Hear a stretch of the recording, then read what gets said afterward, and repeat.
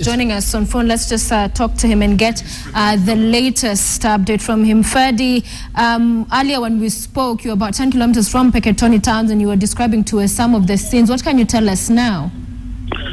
Yeah, I am now at the Mpeketoni mortuary and the sights are shocking. I saw the bodies being piled up there. I was speaking to the Red Cross officials here, specifically Hassan Musa, the county manager Kilifi, and is now putting the tally at 47 bodies. 47. There were 4 casualties who are in hospital. They say 2 have been referred to the Lam hospital with bullet wounds. 1 has died, so that actually puts the tally at 48, Sophia. And he suspects that there could be more. That's the latest. All right, just confirm for us, Ferdy, you say you are at the mortuary, and are these figures you're saying who has given this count, the death toll at 47? It's Hassan Musa, the county manager. They're actually tallying the bodies as they're being placed in the mortuary. So those in the mortuary right now are 47. He tells me there is 1 casualty who has succumbed to his injuries, so the total number of those dead are 48. Wow, that is shocking. What else can you tell us, Ferdy?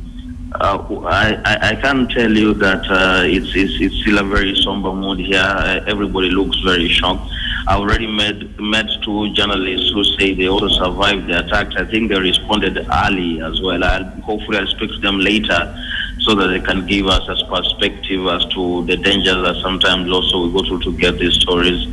There is actually very little going on in the areas. Pupils, I've seen them, school pupils just on the side of the road. There's a lot of tension and consternation and bitterness as well as to how this happened.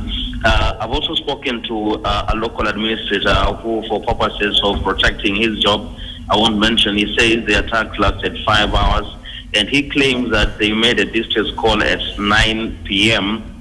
and reinforcements came in at 1 a.m. That's when he says reinforcements came in, and this is a local administrator. So that gives you a perspective of perhaps how violent was it that prevented people from coming in earlier on, or what was going on during that whole period. So these are the things that are emerging at the moment. We're still trying to piece together all these pieces of information so that we keep you updated. But the latest, as I told you, there's 48 dead, there are 3 casualties in hospital, and the tally might rise according to the Kenya Red Cross. And Ferdy, when we spoke earlier, some of the eyewitnesses you talked to were telling you how they would, move from house to house and calling out the men and shooting them in the head. Those that are dead, what are we talking about? Are they mostly men? All men. All men, actually. I've personally seen the bodies. I've seen a police officer's uniform in the mortuary, so that suggests that there is a confirmation 1 police officer might have been killed. Most of the people I have seen are all actually young men and middle-aged men, and they have all been at least the injuries I've seen are bullets to the head. They're actually very close range. I've seen very head injuries I cannot possibly describe, but yeah, most of the people are being shot at close range through the head. The chief himself has told me that there's an area where they actually got into a building and those ones were actually slaughtered, not shot. So yeah, that's what I've gathered so far.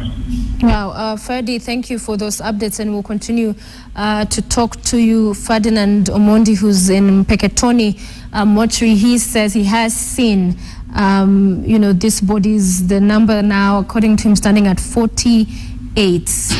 At 48 is where that number is standing.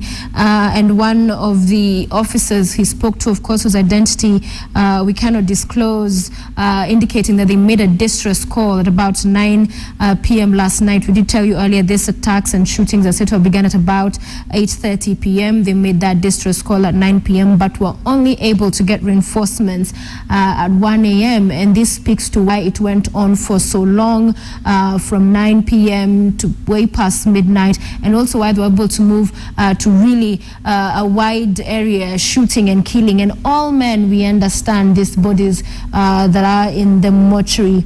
Shocking.